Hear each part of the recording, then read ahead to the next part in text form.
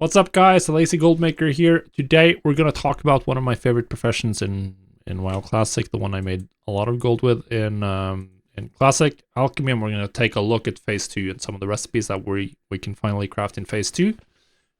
Particularly, we're going to focus on the ones that are not learned from your trainer, because the ones from trainer everyone's going to get. You're just going to have them in your profession, and you can open your profession window whenever Phase 2 rolls around and see if they're profitable.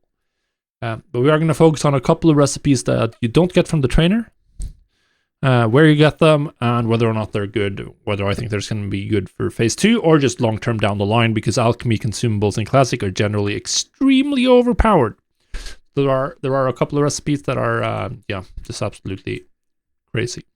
Now, the first one, you might be wondering, why did we suddenly cut to a quest page on Wowhead? Because the Restorative Potion recipe is learned from doing this quest.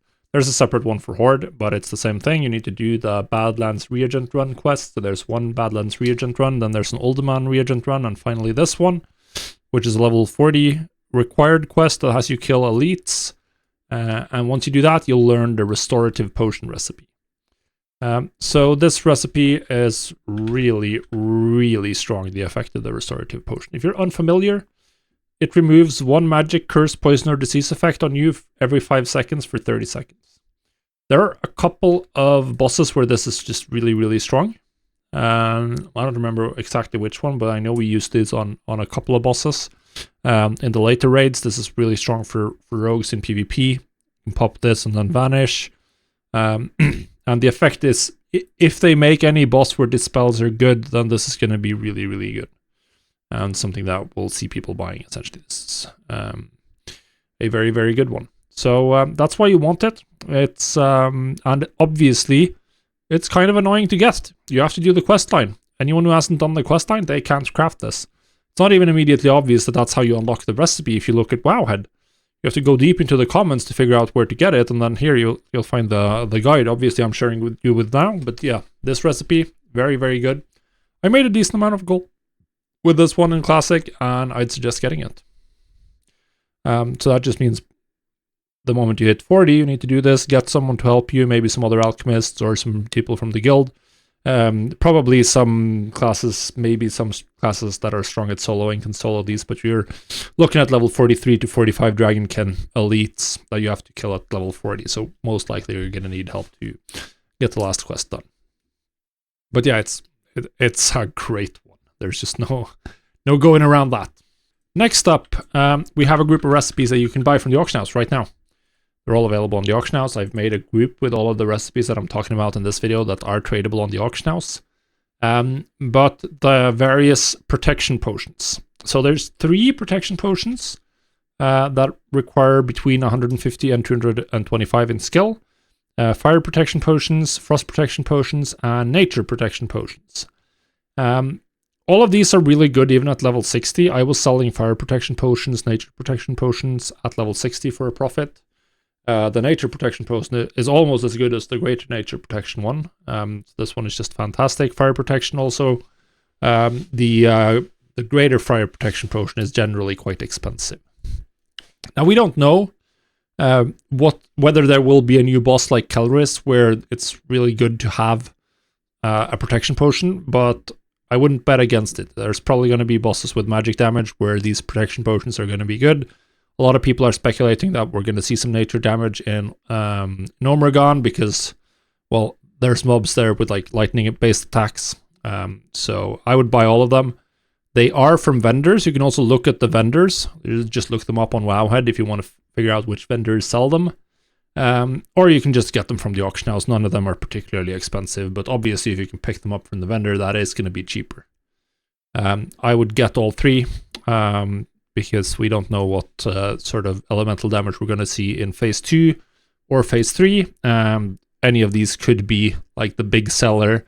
Might even be worth getting 1 extra recipe of each, because if it turns out that like fire protection potions is what everyone needs, and suddenly there's going to be some alchemists who haven't prepared, and they're going to scramble to grab them from the auction house, and it's going to run out.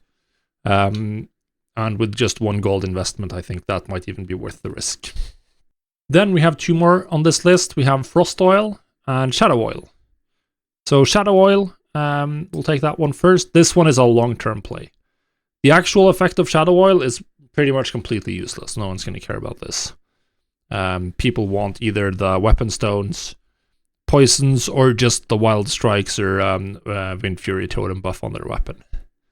But the one thing that is really good about this, or interesting about this, it's used as part of the greater shadow protection potions. So if or when that ever becomes relevant, then crafting Shadow Oil is really good. I crafted tons of Shadow Oil to craft greater shadow protection potions. In Classic, they're not really used in the early level 60 raid, so this is something like, yeah, it's fine to pick up for the long term, but it's not like super important. The other one here in this group, though, the Frost Oil, this one is a lot more interesting. First of all, it's used at least for an Alliance quest in Badlands, which has been in literally every leveling guide I've ever read, all the way back to vanilla, this quest, because it's so easy, and it's part of a longer quest chain, so it's just very nice. So most people are going to want to buy at least one Frost Oil just for that next phase. This one is also used by melee damage dealers on I don't even remember the name now, the slime boss in Ankiraj, which you need to freeze. Then you want Frost Oil to proc as much frost damage instances as possible to freeze it. This is another long-term play though, but mostly it's the quest aspect, which is just makes this a really nice one. It's also slightly harder to get. The vendor is a little bit out of the way, if I do remember correctly, but you can also get it from the auction house. You can see this one is the most expensive one out of the ones we're looking at, because this one is just sold by Broken in Alterac Mountains, presumably also a limited supply, so this is kind of hard to get. You have to go all the way up here. This is for Horde and Alliance, literally the only source of this recipe in the game. So if you want this, then this is the vendor to camp. Might be worth sending an alt up there if you have one and just parking there, checking it every day or so. That might make you a decent chunk of gold. I mean, you can buy this for 25 silver, and as you saw in the auction house, it's 1 gold 83 silver right now on my realm. So this one is the one I'd most suggest maybe looking for on the vendor, because it's the highest value one. Then there's also the Great Rage Potion for warriors. This is essentially a better version of the Rage Potion. Once again, this one is sold by vendors. We sell it from the Uthir in Darnassus or Hagris in Orgrimmar. So that's also something you can be on the lookout for, but it's very cheap on the auction house, at least on my realm. But also something to get. This is something that warriors are going to be using. I'm drinking a ton of Rage Potions in this phase. And I've crafted and sold a bunch of Rage Potions as well. That has been a relatively consistent profit potion for me. So this is just, it's one of very, very few classes who actually has access to a potion that provides raw damage increase. Because Rage is damage, as we all are well aware of for warriors.